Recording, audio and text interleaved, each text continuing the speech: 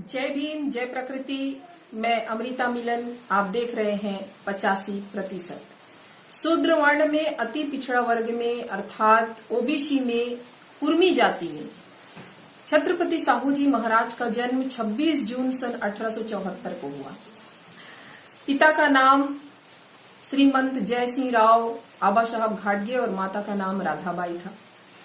छत्रपति साहू जी महाराज के बचपन का नाम यशवंत राव था।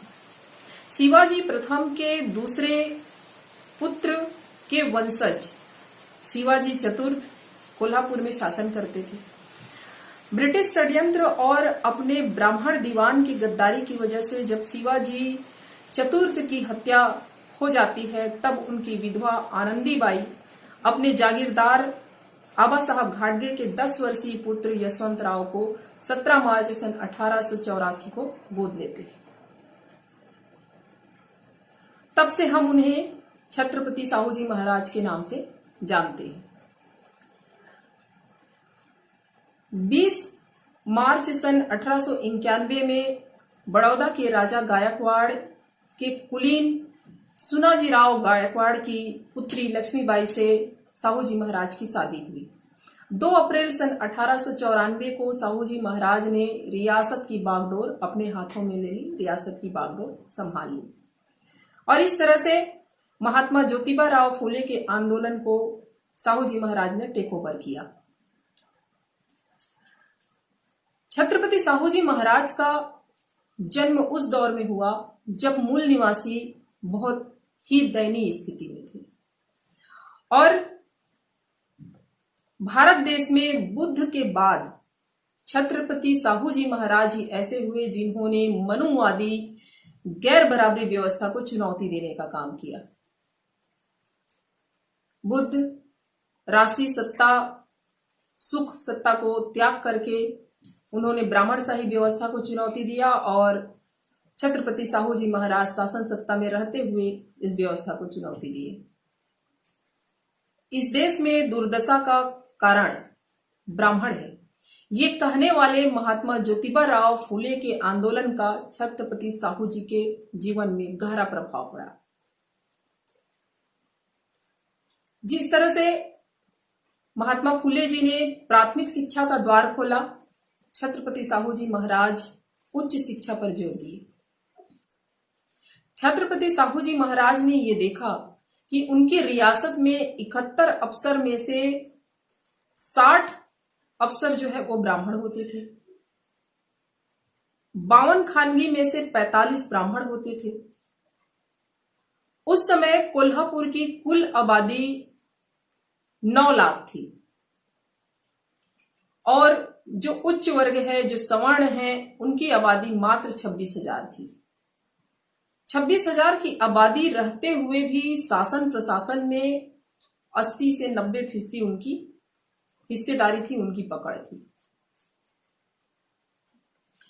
एक बात और साहू जी महाराज ने गौर किया, जब वो बचपन में वो देखते थे अक्सर कि उनके रियासत में ब्राह्मण बाबू हुआ करते थे, तो जब भी राजा थका हुआ होते थे उस समय में मराठों से संबंधित फाइल को राजा के थके होने वाली स्थिति में लेके जाते थे। लेकिन जिस समय में राजा जो है सबसे ज्यादा खुश होते थे, उस समय में ब्राह्मणों की फाइल को लेके जाते थे। तब साहू जी महाराज उस समय कहा करते थे, मराठों को उन्होंने सलाह दिया कि आप जो है बाबू के माध्यम से समाज का काम मत कराओ, आप खुद राजा के पास जाओ और खुद काम कराओ। 24 सितंबर सन 1900 को ब्रिटिश सरकार के द्वारा छत्रपति साहू जी महाराज को महाराजा की उपाधि प्रदान की गई। 1901 से लेकर के 1922 तक छत्रपति साहू जी महाराज ने लगभग हर वर्ग, हर समुदाय के लोगों के लिए छात्रावास की स्थापना की, जैसे कि दिगंबर जैन बोर्डिंग, लिंगायत बोर्डिंग, मुस्लिम बोर्डिंग, ब्राह्मण बोर्डिंग, वैश्य बोर्डिंग। ऐसे करते हुए लगभग हर समुदाय के लिए उन्होंने छात्रावास की स्थापना की। एक महत्वपूर्ण काम साहू जी महाराज ने किया, वो 26 जुलाई सन 1902 को उन्होंने पिछड़े वर्गों के लिए अपने राज्य की संस्थाओं में 50% का आरक्षण की घोषणा कर दी। 29 सितंबर सन 1917 को सबके लिए प्राथमिक शिक्षा अनिवार्य कर दिया और 5 जनवरी सन 1918 को अछूतों और पिछड़े वर्ग के लोगों को स्वतंत्र मतदान का अधिकार देने के लिए गवर्नर जनरल चेम्सफोर्ड से उन्होंने मुलाकात की। 25 जून सन 1918 को उन्होंने महारों के बेगार प्रथा को समाप्त करने की घोषणा कर दी, घोषणा पत्र निकाला।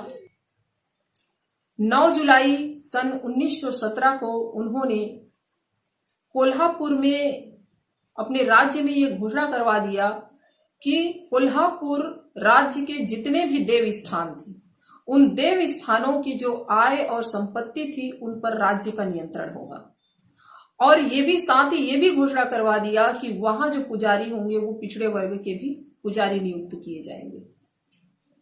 इसके साथ ही उन्होंने पूजा और पुरोहितों के प्रशिक्षण के लिए विद्यालय भी खुलवाए।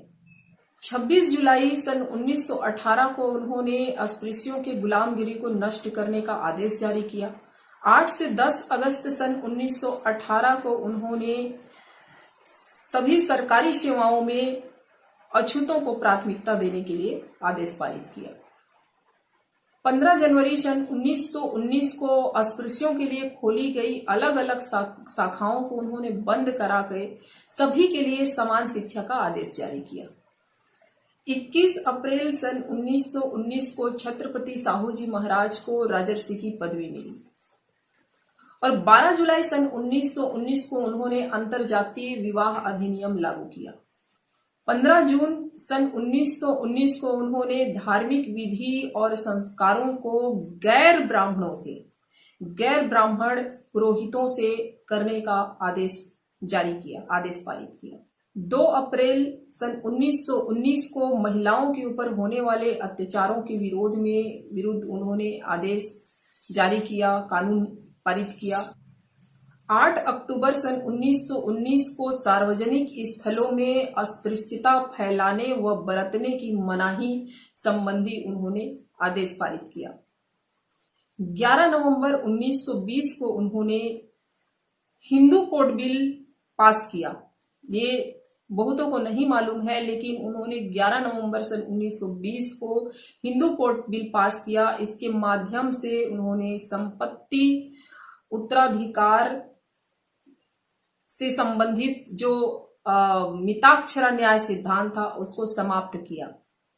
मिताक्षरा याज्ञवल्क्य स्मृति पर विज्ञानेश्वर की टीका है, जिसके अनुसार स्त्री को संपत्ति उत्तराधिकार का अधिकार नहीं था, संपत्ति में उत्तराधिकार का अधिकार नहीं था।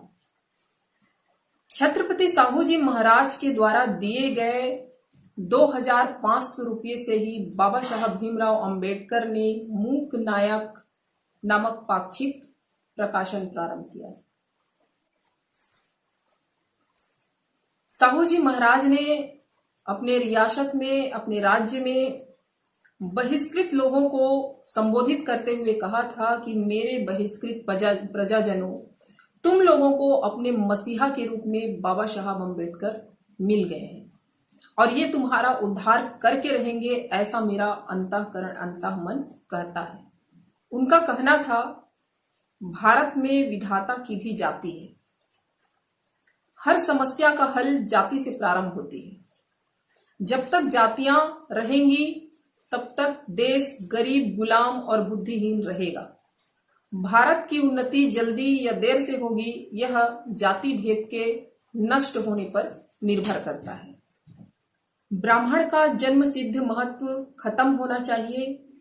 मैं यह बात पूरे भारत के सामने रखता हूं और मुझे कोई डर नहीं है। शिक्षा का उच्च स्तर पर प्रसार किए बगैर जाति विषमता का निर्मूलन नहीं होगा, परंतु जब तक विविध जातियों में शिक्षा स्तर का गहरा अंतर है, तब तक जाति विषमता का निर्मूलन करने के सभी प्रयत्न निष्फल होंगे। ये साहू जी महाराज का कहना था। इस प्रकार छत्रपति साहू जी महाराज ने समाज में समता लाने के लिए अनगिनत कार्य किया और राजर्षि आरक्षण के जनक राजर्षि छत्रपति साहू जी महाराज का आकस्मिक निधन 6 मई सन 1922 को हो गया।